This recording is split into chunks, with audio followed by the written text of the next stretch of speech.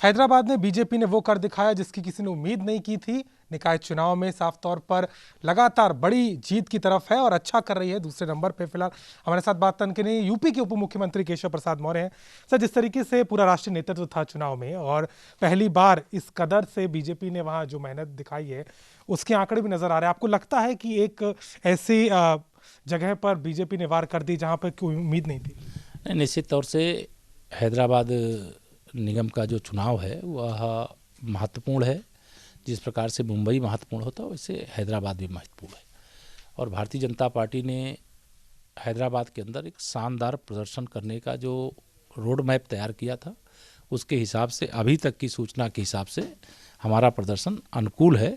अंतिम रूप से परिणाम आने के बाद भी हम ये मानते हैं कि हैदराबाद के नगर निगम के इतिहास में भारतीय जनता पार्टी को ऐतिहासिक सफलता प्राप्त होने जा रही है और जिसमें मैं ये भी कहूँगा कि हमारे राष्ट्रीय अध्यक्ष माननीय श्री जेपी नड्डा जी, हमारे गृह मंत्री माननीय श्री अमित शाह जी, हमारे मुख्यमंत्री आदरणीय योगी आदित्यनाथ जी सहित जो राष्ट्रीय नेतृत्व की भी वहाँ सहभागिता रही है। विरोधी जरूर इस बात को कहते हैं कि निगम चुनाव में भाजपा का राष्ट्रीय नेतृत्व आया तो उनके लिए निगम छोटी चीज़ होगी, उनके लिए कोई छोटा चुनाव छोटा होगा, लेकिन हमारे लिए ना हमारे कार्यकर्ता के लिए ना हमारे नेतृत्व के लिए कोई चुनाव छोटा नहीं होता।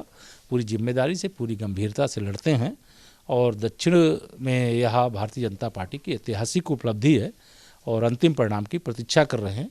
हमें पूरी उम्मीद है कि हैदराबाद नगर निगम जो है भाजपा का होगा। सर, जिस तरीके का चुनाव प्रचार था, हिंदुत्व को लेकर कई बातें उठी। खुद मुख्यमंत्री योगी आदित्यनाथ भी वहाँ मौजूद थे और साफ तौर पे एक समर्थन भी दिखाई दिया। आपको लगता है कि मुख्यमंत्री का वहाँ पहुँचना काफ़ी फर्क दिलाया चुनाव में?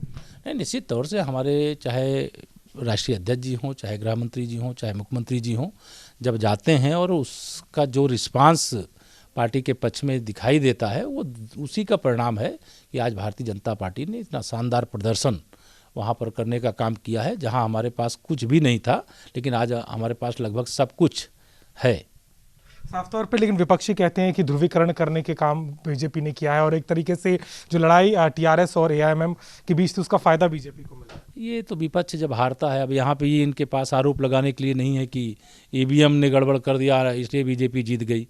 तो विपक्ष हताश निराश, परिश्रम करते नहीं, पसीना बहाते नहीं, वो सोचते हैं कि जनता बस कुछ करे नहीं और उनको वोट देती रहे, तो जनता जो करेगा उसकी झोली भरेगा।